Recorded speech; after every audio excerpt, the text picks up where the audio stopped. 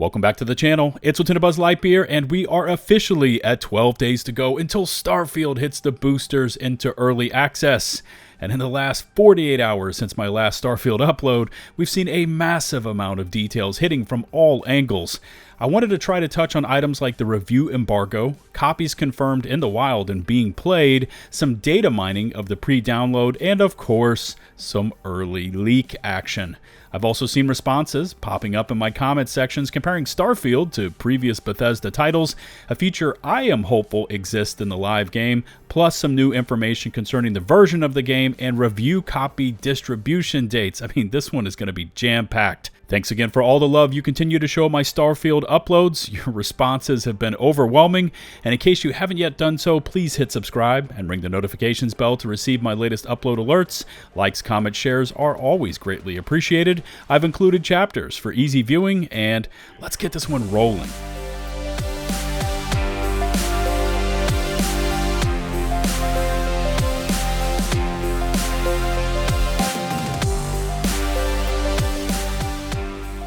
Let's kick this one off with two tweets from Starfield News, with the first being the download size updates for the live game, which seem to have stayed somewhat close to its original file size on Xbox at 126.1 gigs.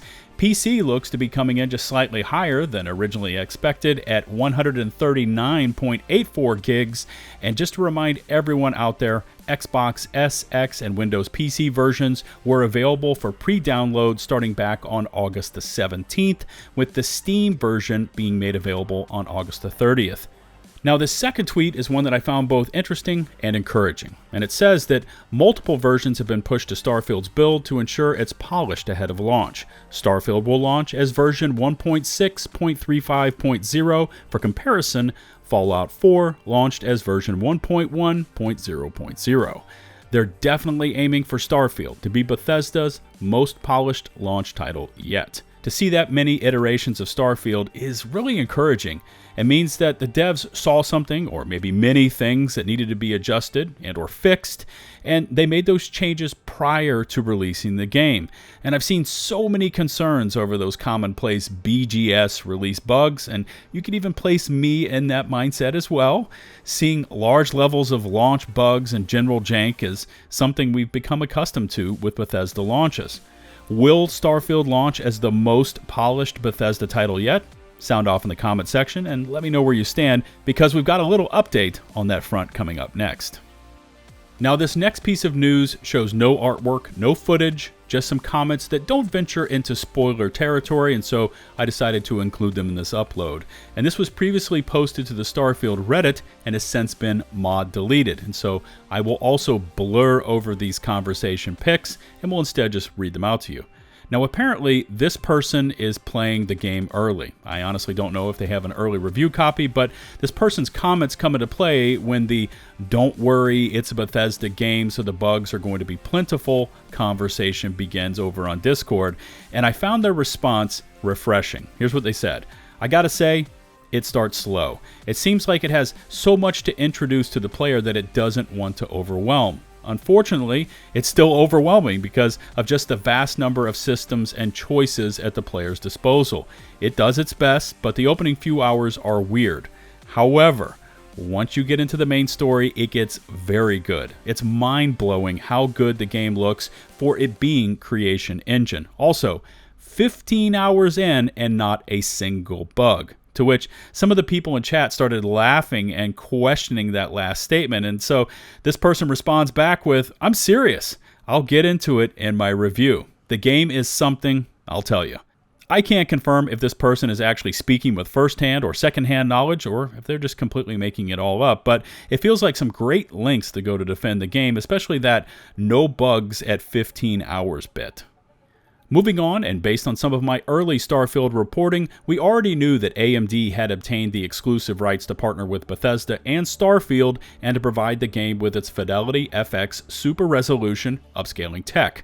But now, according to this recent PC Games article, Dataminers have already dug into the preload files for Starfield and have not found any signs of NVIDIA DLSS or Intel XeSS support. Now, neither Bethesda or AMD have confirmed that Starfield will only support FSR, but it wouldn't be surprising. As an owner of a non-AMD GPU, it hurts the potential of my hardware, and I am personally not a fan of these exclusive upscaling tech partnerships. More options equals better playthrough experiences for everyone, but hey, at least we can count on the robust Bethesda modding community to come and get us mod access to features like DLSS before the end of early access. Now on to a feature that I truly hope is a part of the live game, and that is an FOV, or Field of View slider. And I haven't seen this one confirmed or denied by any previous Bethesda interviews or statements. And I got to thinking on all of this as I was sifting through Starfield footage, as it's really going to come into play due to the nature of these close quarters battles you see so prominently displayed in the trailers. Now, we know from previous BGS titles that we always have that option to toggle between first and third person, but camera rotations, over-the-shoulder camera angles, and field of view, that becomes a dicey affair when you're crammed into, say, the interior of a spaceship or airlock-type chamber. There are collisions with various clutter strewn throughout the areas, and here's where giving players an FOV slider could pay huge dividends. I am exceedingly picky about my FOV ratios, which probably comes from my previous days of being a competitive Battlefield player. Fingers crossed on this one, and if anyone from Bethesda sees this video and an FOV slider is not yet in the game, please make it happen. Next up, and I will not be showing this image, but there are now multiple instances of artwork and even live footage of Starfield leaks hitting the internet. Starfield Reddit has a pic of the opening title screen for the game, and there was this tweet that someone DM'd me from this Twitter user, Dreamcast Guy. WTF, well, the main story of Starfield has leaked. Legit, just saw the ending of the game on the timeline. If you care about spoilers and that kind of thing, you may want to mute some keywords. Now again, I cannot confirm the validity of the images or this Twitter statement, but for anyone that did receive a review copy, this is not a right, it's a privilege, one that Bethesda has not actively participated in with previous BGS releases. Now I'm sure there is some sort of an NDA that must have been signed in order to get one of these review copies, and that has now clearly been violated.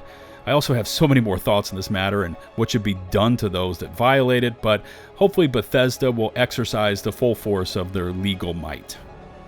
Shifting gears, and I've seen this comment pop up in many of my uploads. Starfield's just going to be Skyrim in space. And my first thought is, and? What about that statement could actually be seen as a negative?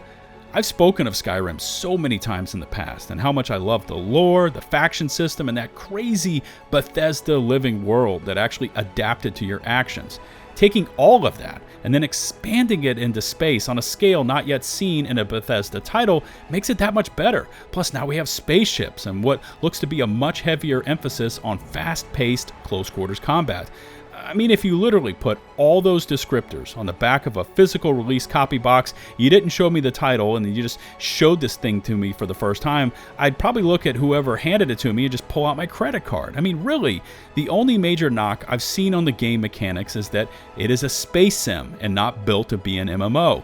And I get it, having a multiplayer or co-op option would have been interesting for some, but again, like that comment says, it's just going to be Skyrim in space, so single-player action, or at least until the modding community can change all of that. Let's finish this one up with another look at those early review copies going out, and I want to focus in on the fact that they have gone out 2 weeks prior to early access beginning. Now, I've seen some public statements questioning why they went out so soon, and again, like, is that a bad thing? At least to me, this is another positive sign that Bethesda and Xbox have a ton of confidence in the final results of their efforts, and they're ready for it to be judged. I've received pre-release copies in the past, like Assassin's Creed Valhalla, and we only got access to that game a week before the release of the live game, and for anyone that has played through Valhalla, the campaign is nearly 100 hours to roll credits, so how are you supposed to give it a thorough review in just a week's time? Starfield sounds to be on the scale of Valhalla, if not bigger, and although its main storyline is rumored to be in the 30 to 40 hour range, Bethesda titles are always filled to the brim with side content. You got factions, outpost building, the ship creator, additional quest, that mission board we heard about in the Jaymie Ridall Bethesda dev interview, and you're going to need several weeks to really dive into a lot of it and give it an accurate review once the embargo lifts. And speaking to that review embargo date ending on August the 31st at noon. Again, how can this be interpreted as a bad thing, as we can now drop it into the growing list of positives leading up to the eventual launch of the game? Now, if a publisher is not confident of their product, and if they grant review copies to select individuals, they will normally do so with a compressed time frame. So the reviewer can't get a chance to experience the entire product, and there will be an embargo procedure in place, only allowing those reviews to be posted after the game has released. In the case of Starfield, all signs lead to a positive release. Review copies are out 2 weeks early, embargo dates ending prior to early access go live. I mean, these are all consumer-friendly moves on the part of Bethesda and Xbox.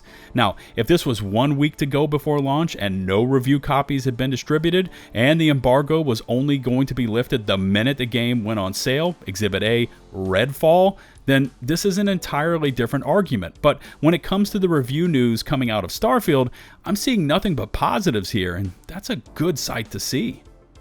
And here is some quick bonus Starfield action for you, posted by Twitter user Kaylin Pones, who apparently stood in the 105-degree heat for 7 hours to ask Post Malone if he would be playing Starfield. Austin, are you gonna play Starfield? Fuck yeah, I'm gonna play the shit out of Starfield. I'm so excited. I'm gonna be on tour, but I got a nice cool little ring. Nice. Love you. I love you too. Lots of different Starfield topics for you in this one, and as always, I look forward to reading your thoughts and feedback in the comments section below. Remember to hit subscribe and ring the notifications bell to receive my latest upload alerts. Likes, comments, shares are greatly appreciated. All my socials can be found in the video description below. Shout out to the now over 138,000 of you that have taken the leap and hit subscribe, and a special thanks goes out to my patrons and to those of you firing off those awesome YouTube super chats. Until the next one, this is LtBuzzLitebeer, signing off.